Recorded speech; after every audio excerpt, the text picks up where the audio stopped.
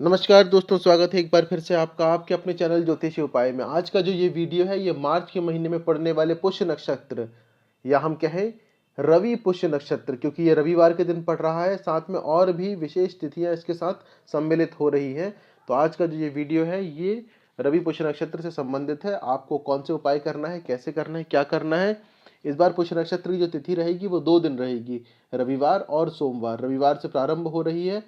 किस दिन आपको खरीदी करना है, किस समय खरीदी करना है, जो करना चाहें वो कर सकते हैं। उसके अलावा कौन सा उपाय कब करना है, किस चीज़ के लिए वो उपाय रहेगा, सब आपको जानकारी दी जाएगी।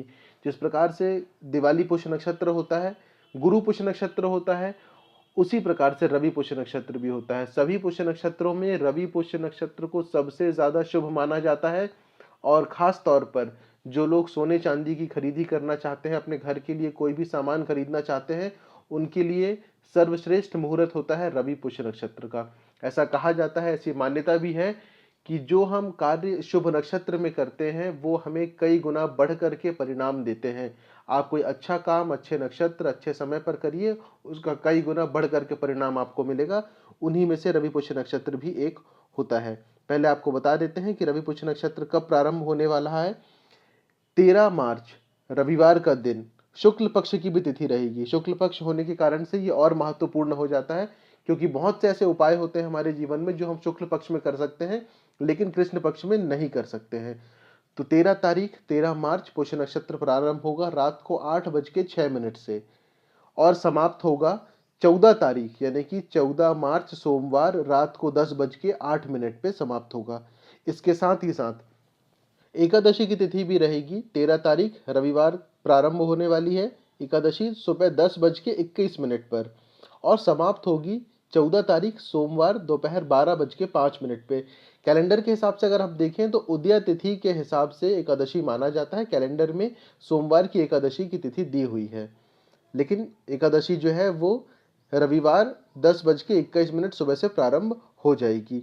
इसके अलावा एक और महत्वपूर्ण योग इसमें जुड़ रहा है, वो है सर्वार्थ सिद्धि योग। सर्वार्थ सिद्धि योग भी पुष्य नक्षत्र के साथ ही प्रारंभ होगा 13 तारीख रात को 8:06 से और समाप्त भी पुष्य नक्षत्र के साथ अगले दिन सोमवार 14 तारीख 10:08 पर ही होगा। इसके अलावा रवि योग भी है रविवार के दिन, जो कि दोपहर के समय रहेगा और पुष्य नक्षत्र प्रारंभ होने तक वो समाप्त हो चुका होगा। इतने सारे शुभ योग एक साथ रवि पुष्य नक्षत्र के साथ आ रहे हैं, जिसके कारण से रवि पुष्य नक्षत्र की शक्ति और भी कई गुना बढ़ गई है तथा ये और भी ज़्यादा प्रभावी हो जाएगा और हो गया है, जिसमें छोटे से छोटा उपाय भी आपको अत्यधिक लाभ प्राप्त करवा सकता है। पुष्य नक्षत्र वो भी रवि पुष्य, साथ में एकादशी, सर्वार्थ सिद्धि योग, शुक्ल पक्ष की तिथि, ये सारी चीज़ें मिलकर के रवि पुष्य नक्षत्र को और भी ज़्यादा प्रभावी बना रही हैं। दोस्तों, इस बार जो रवि पुष्य नक्षत्र की तिथि आ रही है 13 तारीख को, उसमें भद्रा काल भी सम्मिलित हो रहा है। भद्रा एक अशुभ समय होता है, एक अशुभ काल होता है। इस समय अगर हम कुछ शुभ कार्य ना ही करें तो ज़्यादा बेहतर है, कुछ खरीदी ना करें तो ज़्यादा अच्छा है। फिर भी अगर आप खरीदी करना चाहते ही हैं तो उसके लिए मैं आपको समय बता देता हूँ। रात को 8:30 से लेकर के 10:45 के बीच में आप खरीदी कर सकते हैं।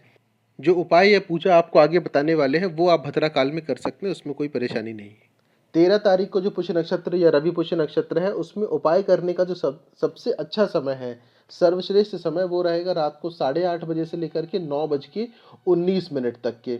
अगर कोई जातक किसी कारणवश इस समय उपाय नहीं कर पाता है तो वो रात को 10:45 तक के भी उपाय कर सकता है, लेकिन प्रयास यही करें कि 8:30 से लेकर के 9:19 के बीच में उपाय अगर आप कर लें तो वो सबसे ज़्यादा अच्छा होगा।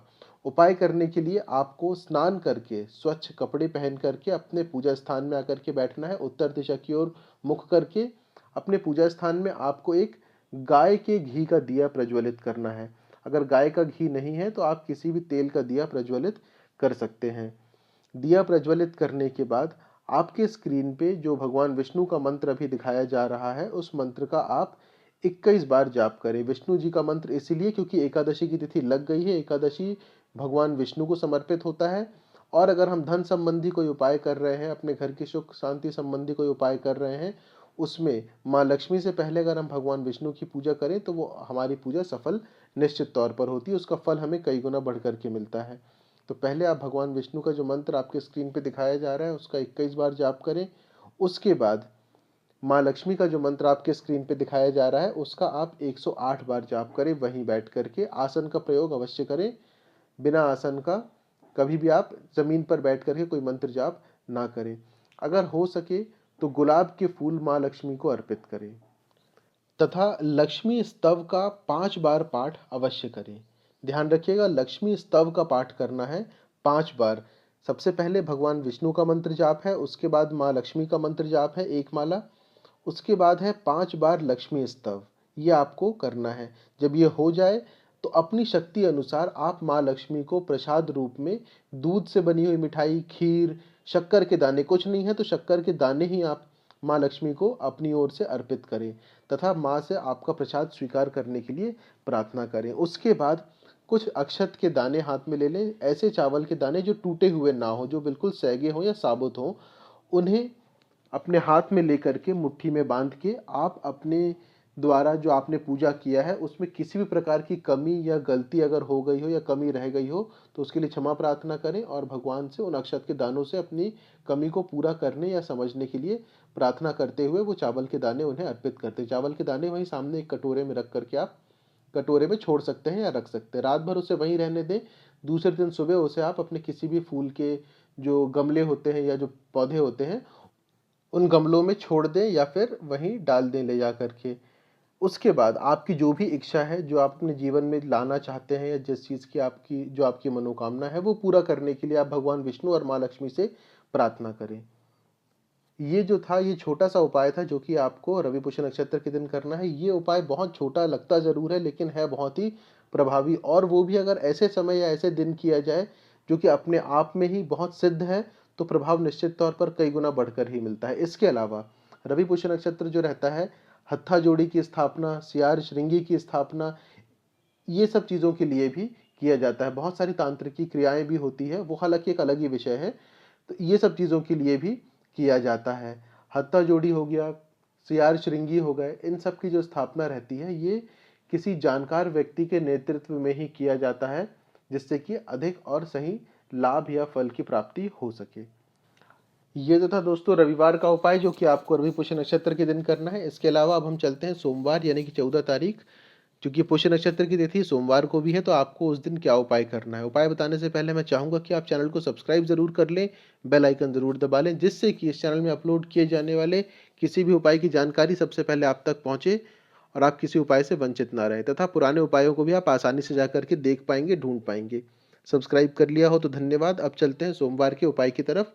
सोमवार का जो दिन है, प्रातः 9 बजे के पहले भोलेनाथ को जल अवश्य अर्पित करें। 1 लोटा जल ओम नमः शिवाय का जाप करते हुए भोलेनाथ को निश्चित तौर पे अर्पित करें ही करें। अगर मंदिर में जाकर के कर सकते हैं तो और अच्छा। प्रयास करें कि सूर्योदय से लेकर के सुबह 9 बजे के भीतर भीतर आप ये काम कर लें। आपकी कुंडली में किसी भी प्रकार के ग्रह की कैसी भी स्थिति चल रही हो, आपको कोई भी ग्रह नकारात्मक प्रभाव दे रहा हो, परेशान कर रहा हो, भोलेनाथ को जल अर्पित करते हुए अपनी समस्या सुलझाने के लिए उनसे आप प्रार्थना करें, समस्या के निवारण के लिए उनसे प्रार्थना करें। जब आप उन्हें जल चढ़ा रहे हो तब तो ओम नमः शिवाय मंत्र का ही जाप करें। जैसे ही जल चढ़ाना हो जाए, कुछ अक्षत के दाने जो कि सैगे हों वो लेकर के भोलेनाथ को अर्पित करें। शमी पत्र अगर आपको मिल जाए तो शमी के पत्ते आप अर्पित करें, बेलपत्ती हो तो बेलपत्ती अर्पित करें, तथा उसके बाद भगवान शिव या शंकर भगवान के सामने खड़े होकर के वहीं 11 बार जय श्री राम, जय श्री राम, 11 बार जय श्री राम का भी आप जाप करें।